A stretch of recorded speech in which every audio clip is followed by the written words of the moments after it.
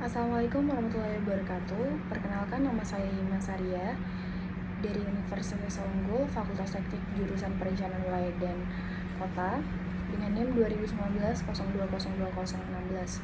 Sebelumnya saya sangat berterima kasih kepada dosen saya, yaitu Ibu Ratnawati Yuni Suryandari, yang telah memberikan tugas ini sebagai tugas acuan UAS dengan mata kuliah Ekologi dan Analisis Sumber Daya Alam.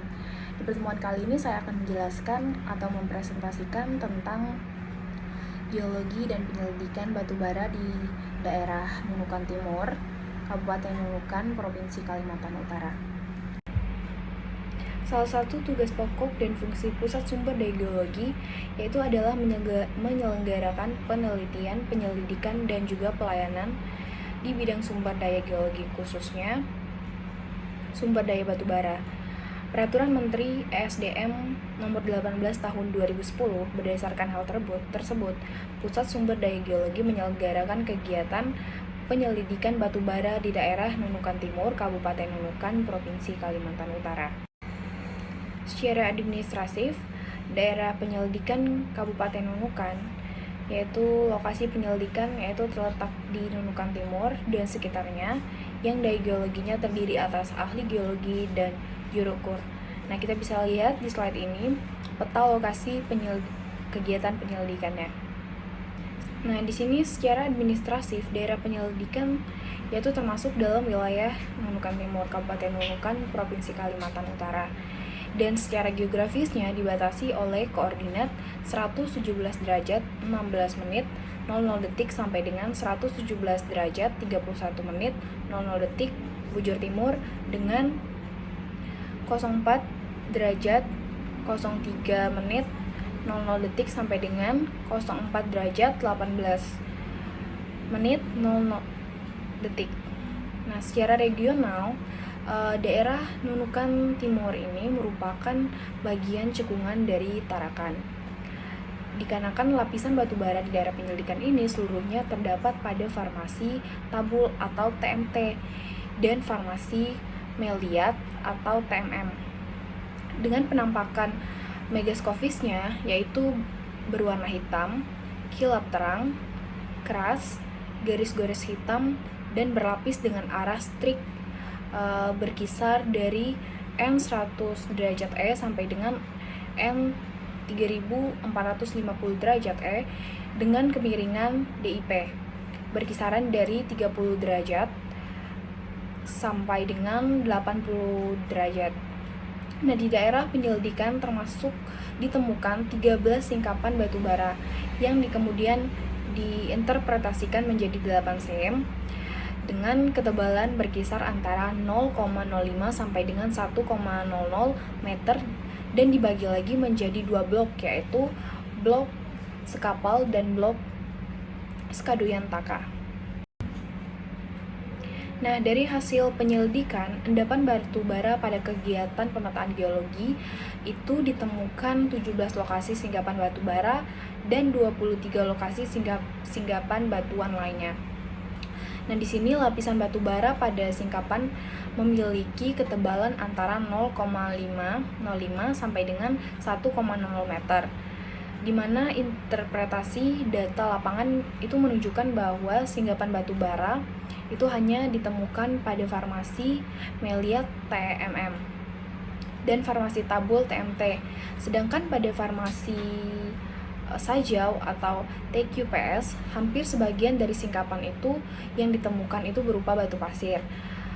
Dan batubara yang ditemukan pada formasi meliat TMM di daerah penyelidikan itu umumnya berwarna hitam, kilap terang, agak keras, dan garis-garis hitamnya. Sedangkan batubara yang ditemukan pada formasi tabul atau TMT itu di daerah penyelidikan itu berwarna hitam, kilap terang, keras, dan garis-garis hitam.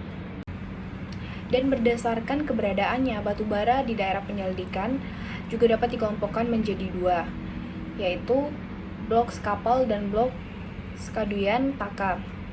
Di sini kita bisa lihat di peta bahwa blok Sekapal terletak di bagian timur daerah penyelidikan, dan sedangkan blok Skadoyan Taka itu terletak di bagian tengah sampai barat di daerah penyelidikan.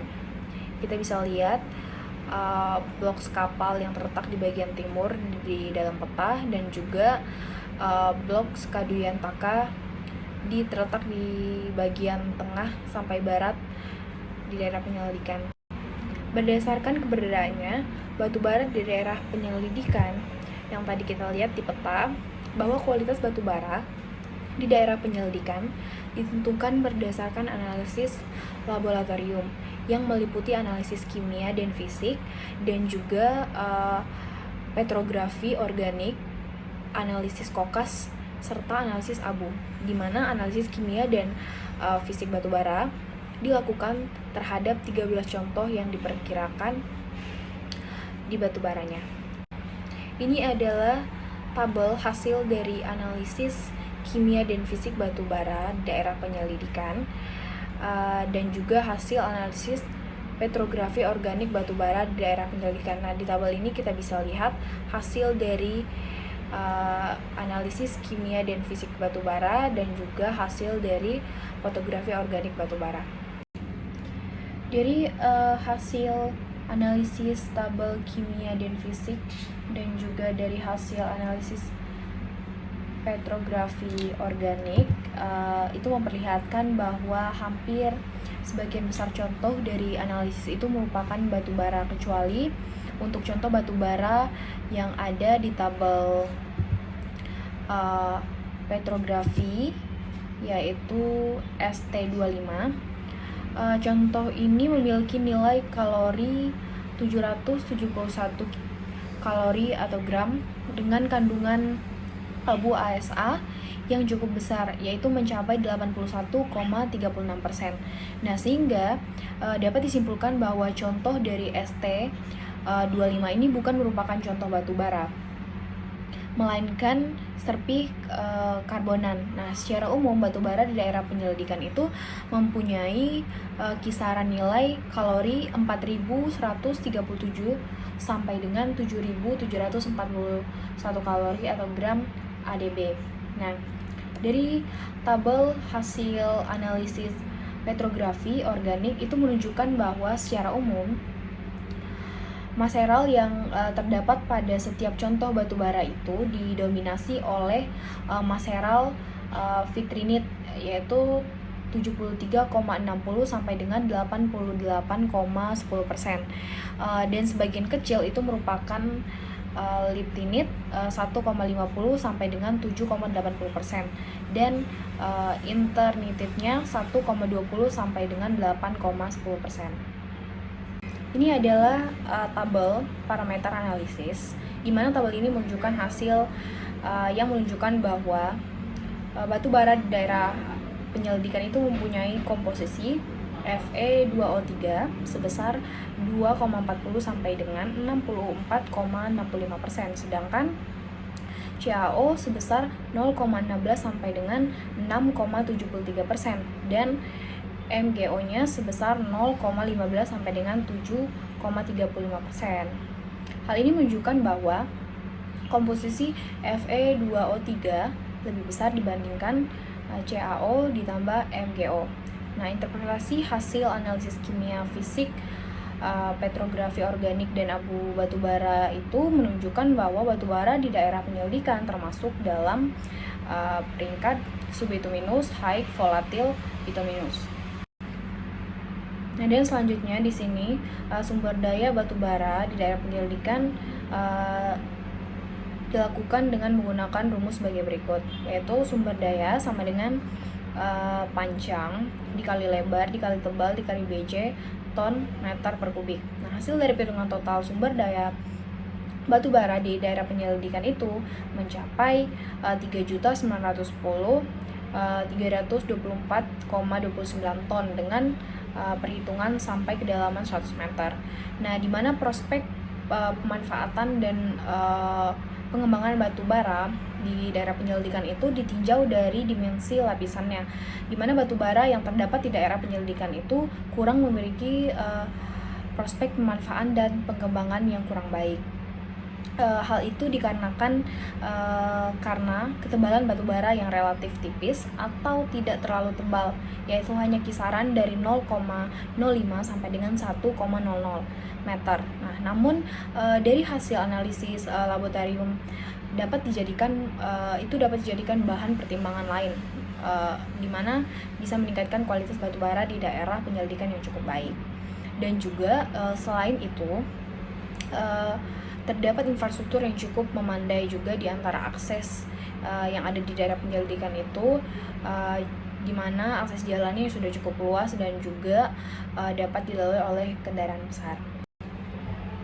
Nah, dan berdasarkan hasil uraian yang telah saya sampaikan, bahwa kesimpulan dari daerah penyelidikan ini, di mana batu bara di daerah penyelidikan itu ditemukan pada formasi tabul atau TMT dan formasi meliat atau TMM. Nah, dan juga secara megaskopis batu bara itu memperlihatkan warna hitam, kilap terang, keras, dan garis-garis hitam. Dan juga rekonstruksi data lapangan itu menghasilkan 8 cm atau lapisan batu bara dengan ketebalan berkisar dari 0,05 sampai dengan 1,00 meter, dan strik berkisaran dari 10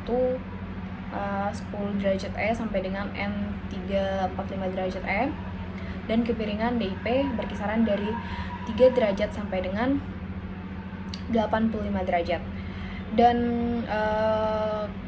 keterdapatan batu bara dibagi juga menjadi 2, yaitu tadi blok skapal dan blok Skaduyan Taka. Diperkirakan pada blok skapal terdapat 1 cm, sedangkan di blok Skaduyan Taka terdapat 10 cm batu bara.